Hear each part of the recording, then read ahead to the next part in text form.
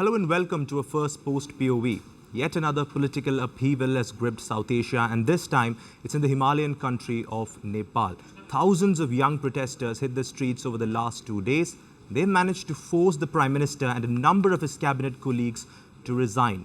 Right now, the army is in control of the security situation and they're trying to restore order to Kathmandu after 2 days of violent protests. We saw the parliament set on fire and multiple ministers thrashed on the streets. The question is, will there be a political vacuum now? And if so, who will fill that vacuum? And what does the immediate future look like for Nepal?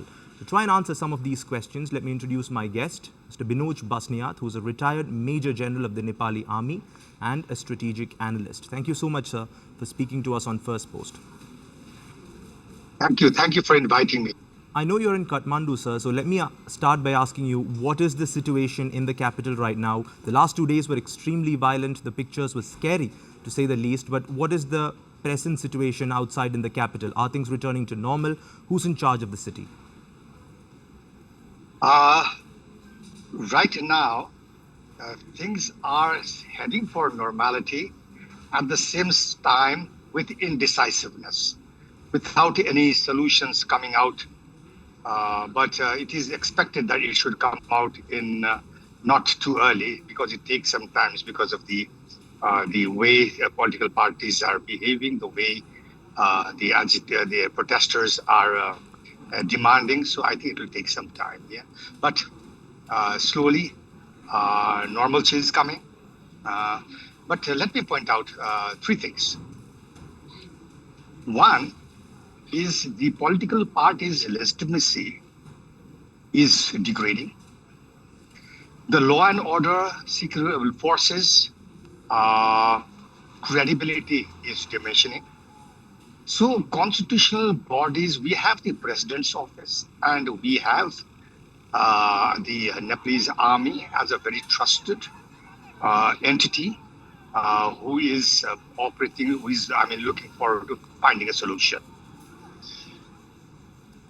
You mentioned the Nepalese constitution right there, and you are right. Nepal does have an existing system and a rule book that can solve this issue. But are you confident that a political solution will emerge within the existing framework? Or are we going to see something like the sort that's happening in Bangladesh, where the entire system is dismantled and something new is built from it? Which way do you think things will go in Nepal? I think we're talking about 2 narratives. One is the violence narrative and the other is the peaceful means of it. But when you look at what's happening now, there are the new political forces that has come into the after the last election. So they have all resigned. So we just have the UML and the Nepali Congress Party who are in the government who haven't resigned from the parliament. So I think the first step towards finding an interim solution is the dissolved House of Representatives, when there is an argument that reinstation of the House and finding a way is also being talked about. But what I feel is, I think once the House is dissolved by the decree of the President, then there will be a formation of a new interim government who will look for solving the national challenges, the political instability that needs to be addressed through constitutional reforms. Now, the one thing that the protesters have been complaining about is the instability. And you briefly mentioned that too. 15 governments, I think, in 17 years. That's not the sign of a stable democracy. How do you go about addressing that? Do you need a new sort of political party? Maybe even new system of governance, maybe like a presidential system of governments, or even the constitutional monarchy that some people are pushing in Nepal. Do you think that's necessary, or do you think the existing parliamentary system can provide stability to Nepal? So let me touch this question with 3 answers. One is, why did this happen? Second is, what is happening now? And the third is, how can we solve this? So when we're talking about why, I think the agitation, the protests that came out in the streets of Kathmandu by the Gen Z didn't come as a surprise. There were other protests. In fact, if you look at 2025, from March to May, there are 3 protests. and the dissatisfaction of the people generally with the governance in corruption and addressing the needs of the people were not met by the political elites. So the ignorance of the political parties, the traditional political parties, particularly the UML, the Nepali Congress, and the Maoist, and the new forces that you talked about, the Rashtra Swatantra Party and the other old party, but with the new, the Rashtra Prajatantra Party, and the new independent candidates. So these are feeling. So the competition of the political parties itself was a hindrance, and the national priority and the national needs were not addressed. So with that, I think the Gen Z movement took a stride, one, because of the handling by the government. Second, I think because the people have been really looking for this change. So that's why.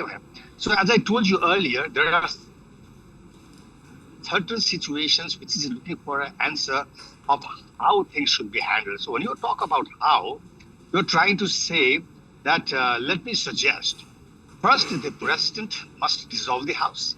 Second, an interim government must be formed with non-political entities. Third, so these are immediate measures that the president's office and the Nepalese army should look for. And the third is formation of commissions to address the issues that the government was in.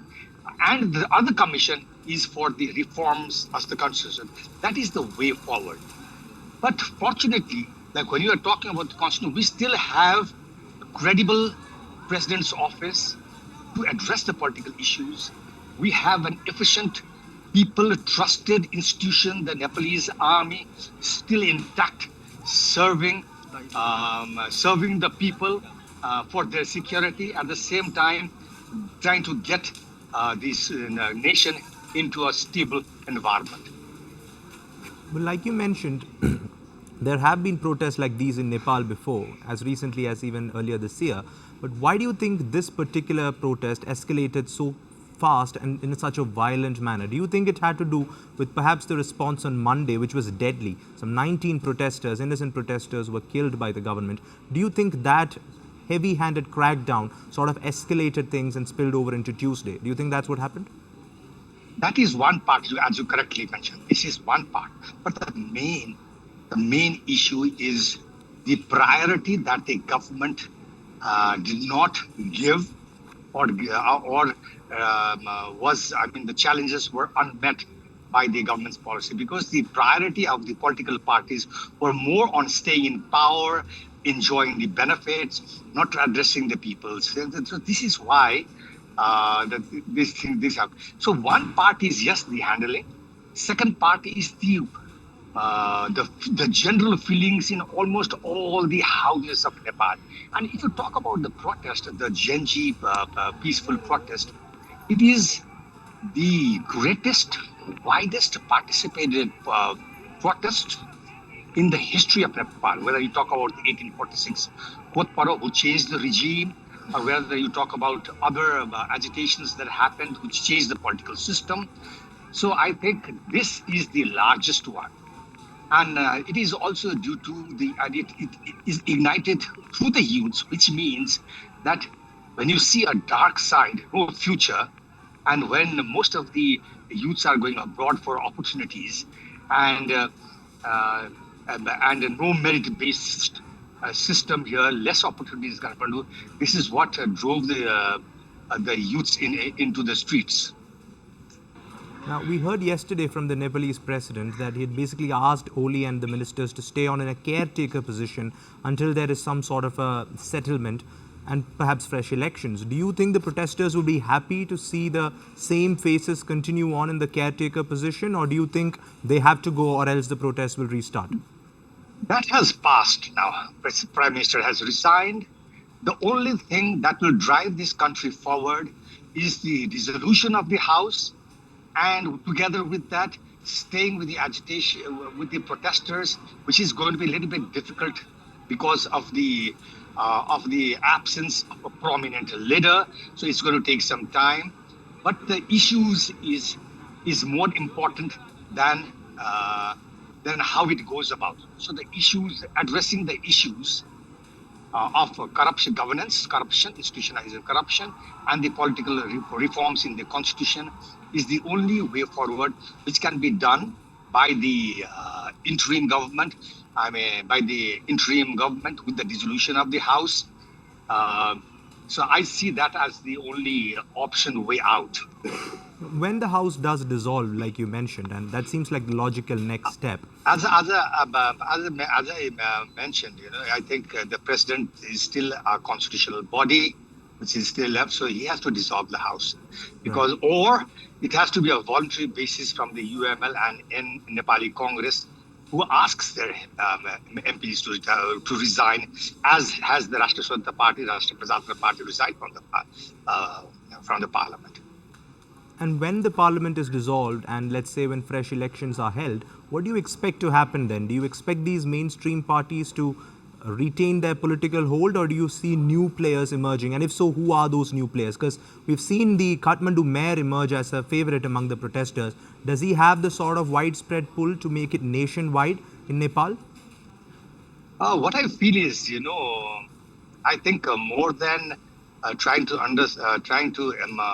analyze or assess who is going to come, today's environment shows that the traditional political parties, particularly the Nepali Congress, UML, and the Maoist, will not hold any legitimacy. Or if the election is held today, they will have no place in order in the parliament. But election is not the immediate answer. The immediate answer that the people are looking, and the Gen Z protesters are looking forward, is to form an interim government to address political amendments in the constitution, and punish and investigate on the corruption scandals that the country has bared badly till today. Right. We've heard some unfounded claims, conspiracy theories essentially, that there's a foreign hand in what's happening in Nepal, there's some deep state conspiracy. Do you think this is an attempt to perhaps discredit the genuine public anger that exists in Nepal, or do you think there is perhaps a foreign hand at play in what happened in the last 2 days in Kathmandu? I wouldn't say no, but I would say less, because I think this is a very homegrown frustration that has come amongst the people, and the Gen Z just led it. So I would call this protest as a natural and unscripted uprising. So I would treat it that way, and at the same time, when things happen, all the capitals, particularly the neighboring countries, and when Asia is having a rivalry between China and United States, and when there is a competition in the region between India and China, their capitals would definitely be very interested in how things unfold. But when we talk about India-Nepal relations, I think the stability in Nepal would be a strategic option for New Delhi. There could be other options for other capitals, but for New Delhi, the stable, democratic, with freedom in Nepal would be the only answer, with reforms in the constitution and addressing the governance issue is the way out. And I think that message could be passed well upon by Delhi to Kathmandu. At the same time, I think the Kathmandu new youths that have come into in the folds now do realize this as well. You mentioned India there, and India has called for restraint, has called for dialogue and a peaceful settlement of the crisis in Nepal right now. Do you think the new powers that may come in Kathmandu, do you think they, like you mentioned, realize the importance of this ties? And what more would you like to see New Delhi do in this situation beyond statements? Would anything further be seen as meddling in Nepal's affairs? One of the